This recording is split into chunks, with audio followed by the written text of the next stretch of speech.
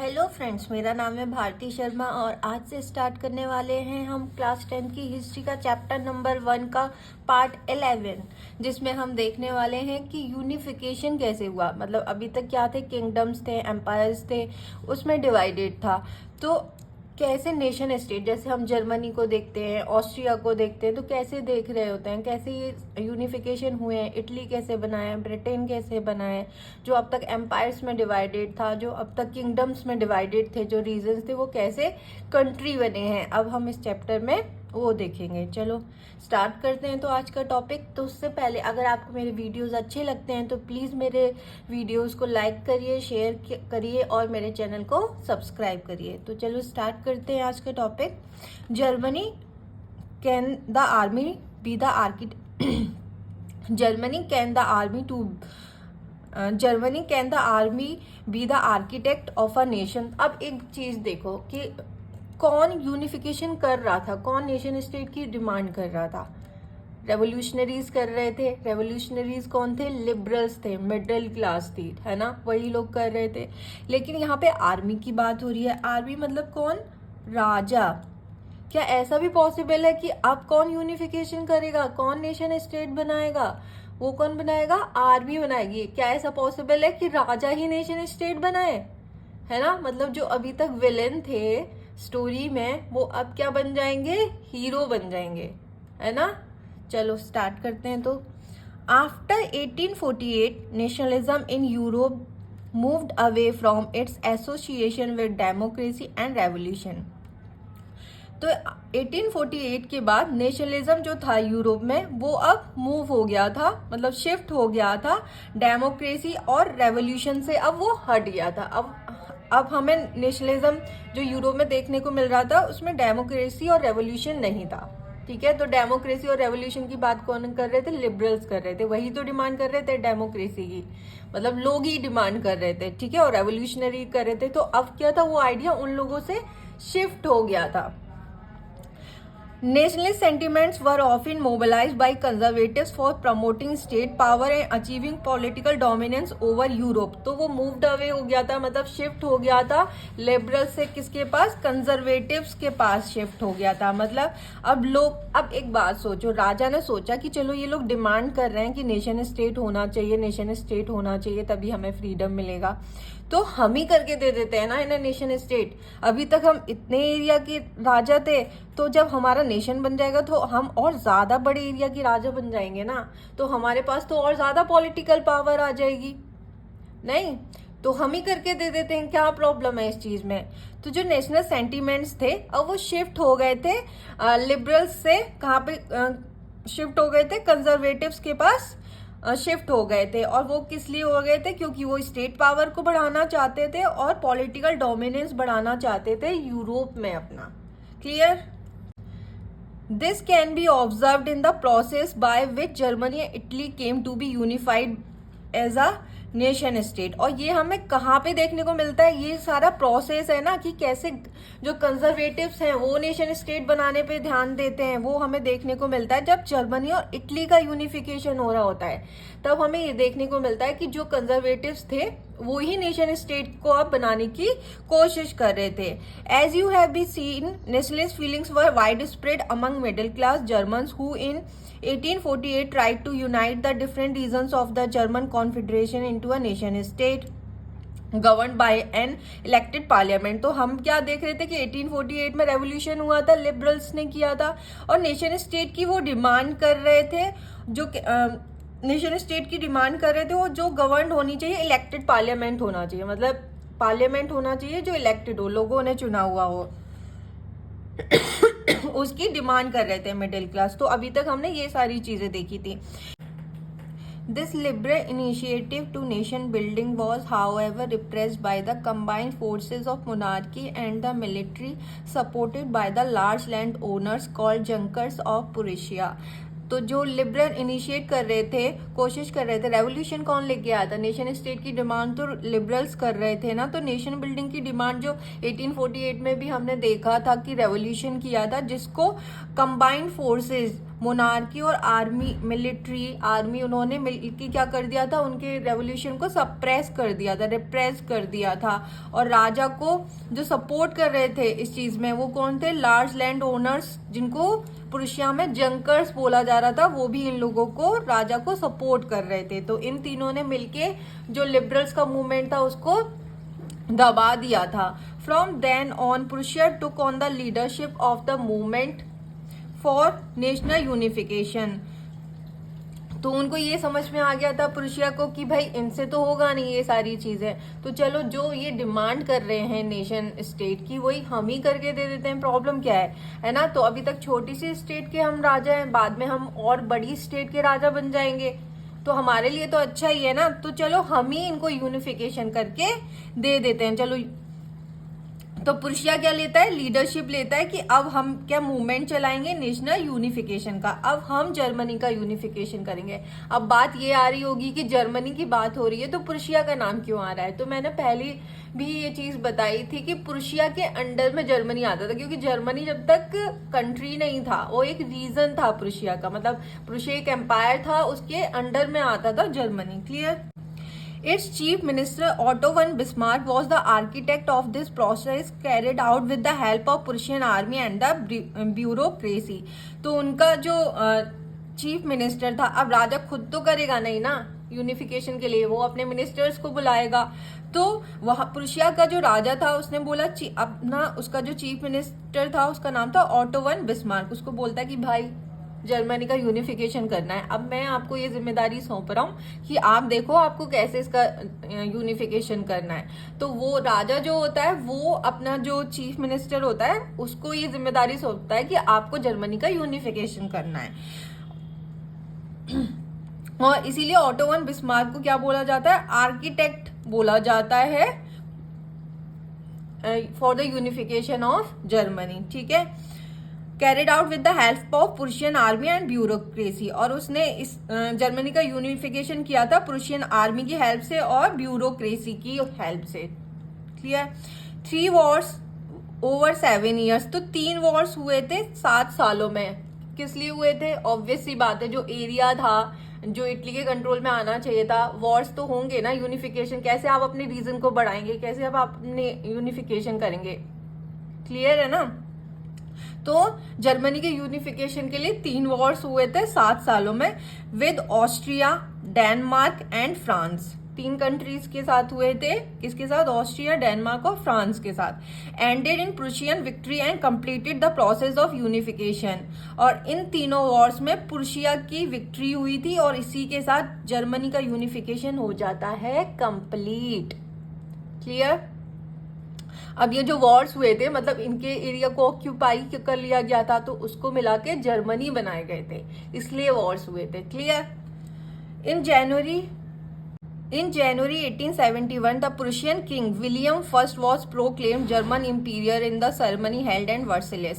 और इसी के बाद जैसे यूनिफिकेशन हो गया, फिर उसके बाद राजा बनेगा ना, तो जो प्रुशिया का जो किंग था उसे जनवरी 1871 में विलियम फर्स्ट को जर्मन इंपीरियर घोषित कर दिया जाता है। एक सेरेमनी हुई थी वर्सेलिस में, उसमें। ठीक है, तो अब मतलब यूनिफाई भी हो गया है जर्मनी और उसको वहां का राजा भी मिल गया है। On the bitterly cold morning of 18 January 1871, an assembly comprising the princes of the German states, representative of the army, important Prussian ministers, including the chief minister Otto von Bismarck, gathered in the unheated hall of mirrors in the palace of Versailles to proclaim the new German empire headed by Kaiser William I of Prussia। ठीक है, तो 18 जनवरी 1871 में क्या हुआ था, बहुत ठंडी morning थी, बहुत ज्यादा ठंड पड़ रही थी। तो एक असेंबली मीटिंग बुलाई जाती है जिसमें जर्मन स्टेट के प्रिंसेस को बिठाया जाता है, राजकुमार आए हुए होते हैं, रिप्रेजेंटेटिव होते हैं आर्मी के, और सबसे इम्पोर्टेंट कौन था, प्रुशियन मिनिस्टर, जो कि जिसे आर्किटेक्ट ऑफ द जर्मनी बोला जाता है, ऑटो वन बिस्मार्क भी था। वो सब बैठे थे हॉल ऑफ मिरर्स में। अनहीटेड का मतलब है बहुत ज्यादा ठंडा। द पैलेस ऑफ वर्सेलिस, जो कि वर्सेलिस का एक पैलेस है, महल है, जहां पे जर्मन एम्पीरियर की घोषणा कर दी जाती है और जर्मन एम्पीरियर बना दिया जाता है केसर विलियम फर्स्ट ऑफ प्रुशिया को। इतना समझ में आया। अब राजा भी मिल गया, प्रोक्लेम कर दिया। तो यहाँ पे ये इमेज दे रखी है, ठीक है, द हॉल ऑफ मिरर्स जो कि वर्सलेस में है। तो यहाँ पे ये सब बुलाए गए। यहाँ पे केसर विलियम फर्स्ट को राजा बना दिया जाता है जर्मनी का, ठीक है। जो अभी तक प्रुशिया का राजा था वो किसका राजा है, जर्मनी का है।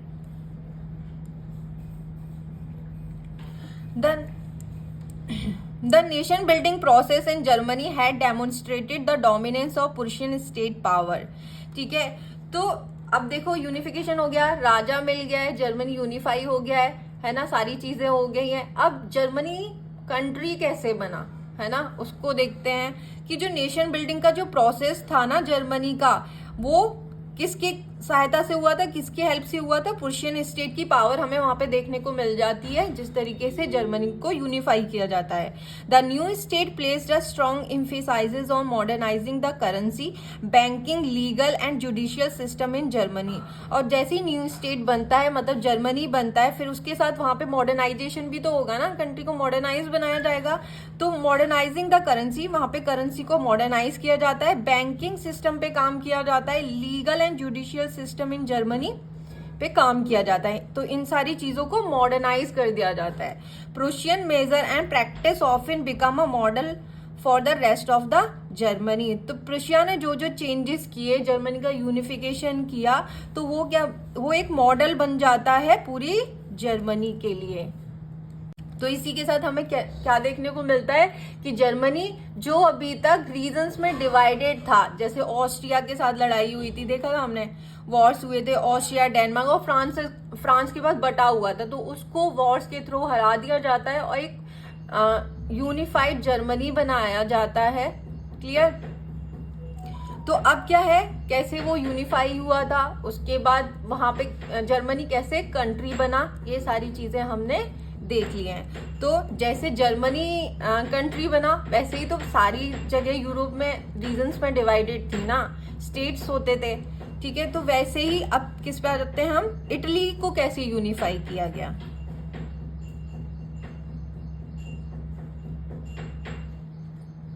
तो जर्मनी यूनिफाई होने के बाद उसका मैप यहाँ पे दिया गया है, क्लियर। जो अलग अलग एरियाज में था उनको भी जीतने के बाद यूनिफाई कर लिया गया। तो ये मैप है। स्टार्ट करते हैं। नेक्स्ट है हमारा इटली यूनिफाइड, कि इटली कैसे यूनिफाई हुआ। जर्मनी का देख लिया कि जर्मनी का यूनिफिकेशन कैसे हुआ था। यूनिफिकेशन का मतलब है एकीकरण, जो चीजें फैली हुई थी, पैच वर्क में था, उसको यूनिफाई कर दिया गया और कंट्री बना दिया गया।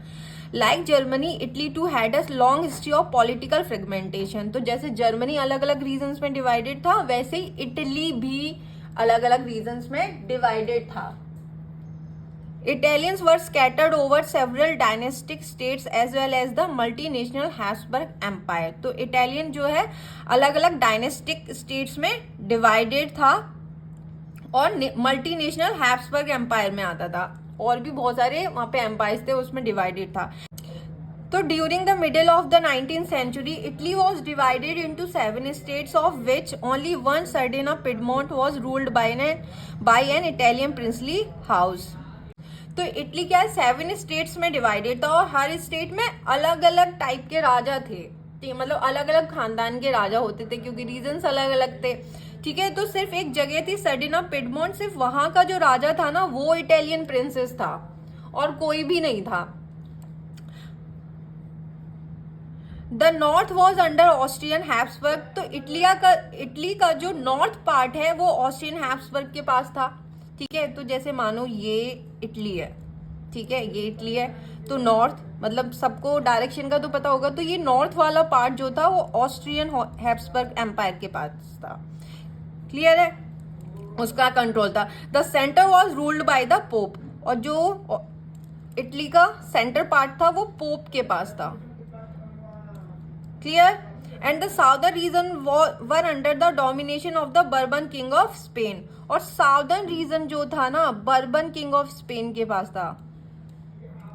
बर्बन किंग पढ़ा था हम लोगों ने, फ्रांस की जो रेवोल्यूशन हुआ था, लुई 16 जो था बर्बन किंग, डायनेस्टी किंग था। तो बर्बन खानदान के और भी अलग अलग राजा थे। तो वैसे ही इटली कि जो लोग साउदर्न में बर्बन किंग ऑफ स्पेन था। तो खुद सोचो ना, एक इटली है, वहां पे अलग अलग राजा रूल कर रहे हैं। Even the Italian language had not acquired one common form and still had many regional and local variation। जो इटालियन लैंग्वेज भी वहां पे जो बोली जा रही थी ना, वो भी कोई एक फॉर्म नहीं था, कॉमन फॉर्म में नहीं बोली जा रही थी, अलग अलग रीजनल उनके और लोकल वेरिएशन इटालियन लैंग्वेज में देखने को मिल रहे थे। During the 1830s, the Giuseppe Mazzini had sought to put together a coherent program for a unitary Italian republic। तो हमने पहले भी पढ़ा था गोसेपे मेज़िनी के बारे में, रेवोल्यूशनरी था, ठीक है। तो सबसे पहले उन्होंने ही कोशिश करी थी 1830s में, गोसेपे मेज़िनी ने ही कोशिश करी थी इटली को यूनिफाई करने की, बट वो कर नहीं पाए थे, बट कोशिश उन्होंने ही करी थी। Heads out to put together कि जो एक जैसे लोग हैं, मतलब जो इटली है वो क्या बनना चाहिए, इटालियन रिपब्लिक बनना चाहिए। He had also formed a secret society called young Italy for the dissemination of his goals. तो इन सारे जो उनका गोल था कि इटली यूनिफाई होना चाहिए, रिपब्लिक बनना चाहिए, उसके लिए उन्होंने यंग इटली नाम की एक सीक्रेट सोसाइटी बनाई थी। The failure of the revolutionary uprising both in 1831 and 1848 mean that the mantle now fell on Sardinia Piedmont under its ruler King Victor Emmanuel II to unify the Italian states through wars। तो जो revolution हुए थे 1831 में जो हुआ था और 1848 में जो रेवोल्यूशन किया था, पीजेंट्स और लिबरल्स जो भी मूवमेंट किए थे, तो दोनों को सप्रेस कर दिया गया था, है ना, सक्सेसफुल तो हुए नहीं थे। तो जब ये सारी चीजें हुई तो सिर्डिनिया पिडमोंट का जो राजा था वो कहता है कि भाई इनसे तो हुआ नहीं, अब हम ही क्या करते हैं, वॉर के थ्रू इटली का क्या करेंगे, यूनिफाई करेंगे।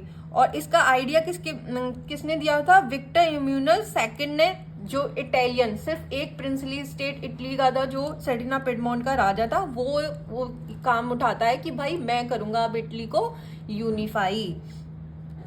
In the eyes of the ruling elite of this region, a unified Italy offered them the possibility of economic development and political dominance।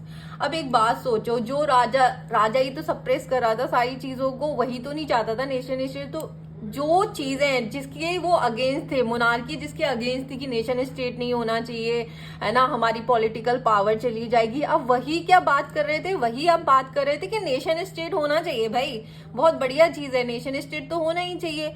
तो यहाँ पे जो अलाइड क्लास थी ना, वो तो इसके अगेंस्ट थी कि क्या नहीं होना चाहिए, नेशन स्टेट नहीं होना चाहिए। लेकिन अब राजा खुद ये बात कर रहा है कि हाँ भाई नेशन स्टेट होना चाहिए। तो जो जर्मनी में हमें देखने को मिलता है कि इसमें भी उनका क्या था, स्वार्थ था। वो क्या देख रहे थे, इसमें भी उनकी सेल्फिशनेस थी कि अगर मैं छोटे एरिया पे रूल कर रहा हूँ, तो अगर नेशन स्टेट बन जाएगा तो ये तो अच्छा ही है, मैं बड़े एरिया पे आ जाऊंगा रूल करने के लिए, मेरे को तो इकोनॉमिक डेवलपमेंट हो रहा है, पॉलिटिकल पावर बढ़ रही है, तो ये तो मेरे लिए अच्छी ही चीज है, तो चलो नेशन स्टेट हम ही करके दे देते हैं। Chief minister Cavour who lead the movement to unify the regions of Italy was neither a revolutionary nor a democratic. तो वहां पे राजा ने किसको बुलाया था, जर्मनी में ऑटो वन बिस्मार्क को बुलाया था। यहाँ पे भी राजा खुद तो यूनिफाई नहीं करेगा ना, आइडिया उसका है कि यूनिफाई करते हैं, उसी ने ये बोला है कि हाँ यूनिफाई होगा इटली। अब वो क्या बुलाता है, अपने चीफ मिनिस्टर को बुलाता है कैवोर, और उसको ये काम सौंपता है कि भाई आपको इटली को यूनिफाई करना है। और जिसको ये काम सौंपा गया था, क्योंकि अभी तक तो हम यूनिफिकेशन की अगर बात कर रहे थे तो वो कौन डिमांड कर रहे थे, लिबरल्स कर रहे थे और रेवोल्यूशनरीज कर रहे थे। तो जिसको ये काम सौंपा गया इटली को यूनिफाई करने का, तो ना तो वो रेवोल्यूशनरी था, है ना ही वो डेमोक्रेटिक था, वो तो राजा का चीफ मिनिस्टर था जिसको ये काम सौंपा गया। Like many other wealthy and educated member of the Italian allied, he spoke French much better than he did Italian. तो जैसे कि और जो अमीर लोग थे वो जो है फ्रेंच लैंग्वेज बोलते थे, ठीक है, वैसे ही ये भी फ्रेंच लैंग्वेज बहुत अच्छी बोलता था, ठीक है, इटालियन लैंग्वेज से ज्यादा अच्छी है फ्रेंच लैंग्वेज बोलता था। तो खुद सोचो, जिसको इटालियन लैंग्वेज आती ही नहीं है, वही करेगा इटली का unification through a tactful diplomatic alliance with France engineered by Cavour. तो उसके लिए वो क्या करता है, एक टैक्टफुल डिप्लोमेटिक अलायंस करता है फ्रांस के साथ Cavour. Sardinia Piedmont succeeded in defeating the Austria forces in 1848 1859। तो फर्डिनेंड पिडमोंट जो है सक्सीड हो जाता है ऑस्ट्रिया फोर्सेस को हराने में 1859 में। Apart from regular troops a large number of throw are tactful diplomatic alliance with France engineered by Cavour. तो वो क्या करता है, कैवोर फ्रांस के साथ एक टैक्टफुल डिप्लोमेटिक अलायंस बनाता है। Ferdinand Piedmont succeed in defeating the Austrian forces in 1859। तो उनकी हेल्प से फर्डिनेंड पिडमोंट क्या करता है, सक्सीड हो जाता है ऑस्ट्रियन फोर्सेज को हराने में 1859 में। Apart from regular troops a large number of armed volunteers under the leadership of Giuseppe Garibaldi joined the fray। तो इनके अलावा उनकी राजा की आर्मी के अलावा ट्रूप्स के अलावा बहुत सारे आर्म्ड वॉलंटियर्स भी उनके गुसेपे बाल्डी के लीडरशिप में ज्वाइन कर लेते हैं वॉर को। In 1860, they march into South Italy and the Kingdom of the Two Sicilies and succeed in winning the support of the local peasants in order to drive out the Spanish rulers। तो मैंने बताया था कि फ्रे का मतलब होता है वॉर में बहुत सारे, ऐसा नहीं था कि सिर्फ ट्रूप्स लड़ रहे थे, आर्मी लड़ रही थी, राजा के लोग लड़ रहे थे, वॉलंटियर्स बहुत से आम लोग भी उस वॉर से जुड़ गए थे। ठीक है, तो 1860 में मार्च करते हुए साउथ इटली में पहुंच जाते हैं, जहां पे किसका राज्य था, किंगडम था, टू सिसिलीज का वहां पे किंगडम था। और वहां पे जाके वो जीत जाते हैं, जिसमें उनकी हेल्प करते हैं लोकल पीजेंट्स, मतलब वहां के लोकल पीजेंट्स उनको हेल्प करते हैं। और उनकी हेल्प से जो वहां पे रूल कर रहा था स्पेनिश जो राजा था उसको हटा देते हैं। ठीक है, तो मतलब उन्होंने क्या किया था, अभी ऑस्ट्रियन फोर्सेस को हरा दिया था, उसके बाद जब वो साउथ में गए तो स्पेनिश जो राजा था उसको भी हटा दिया, और किसकी हेल्प से, लोकल पीजेंट्स की हेल्प से उसको वो भी हटा दिया। In 1861 Victor Emmanuel second was proclaimed king of united Italy. और इसी के साथ 1861 में विक्टर इमैनुअल सेकंड को प्रोक्लेम कर दिया जाता है, घोषणा कर दी जाती है कि ये क्या है, यूनाइटेड इटली के आज से राजा हैं। However, much of the Italian population, among whom rates of illiteracy were very high, remained blissfully unaware of liberal nationalist ideology। जबकि हम क्या देखते हैं कि इटालियन जो पॉपुलेशन थी ना, उसमें मोस्टली इलिटरेट लोग थे, बहुत ज्यादा इलिटरेसी थी इटली में। लेकिन इन सब के बाद भी, इलिटरेसी के बाद भी, उनको पता भी नहीं था कि नेशनलिस्ट आइडियोलॉजी क्या होती है। इसके बावजूद उन्होंने इटली के यूनिफिकेशन में योगदान दिया था। The peasant masses who had supported Garibaldi in southern Italy had never heard of Italia। जो पीजेंट थे साउथ इटली में, जिन्होंने गैरीबाल्डी का साथ दिया था साउदर्न इटली में जीतने के लिए, उन्होंने कभी ये वर्ड सुना भी नहीं था कि इटालिया होता क्या है। जबकि वो लड़ाई लड़ रहे थे, वॉर लड़ रहे थे इटालियन यूनिफिकेशन की, लेकिन उन्होंने कभी इस चीज को नहीं सुना था कि इटालिया क्या होता है। And believe that La Italia was Victor Emmanuel's wife. और उनका ऐसा मानना था कि ला इटालिया कोई लैंग्वेज नहीं है, वो क्या है, विक्टर इमैनुअल जो राजा था उसकी वाइफ है, उसके लिए वॉर हो रही है। ठीक है, तो यहाँ पे देख सकते हो, यहाँ पे दो मैप दिए गए हैं, ये यूनिफिकेशन से पहले का है। ठीक है, तो अलग अलग कलर्स में हमें देखने को मिल रहा है यहाँ पे, मतलब अलग अलग रीजन्स पे अलग अलग राजाओं का शासन था। यहाँ पे जब यूनिफाई हो जाता है तो सारे क्या हो जाते हैं, ब्लू हो जाते हैं।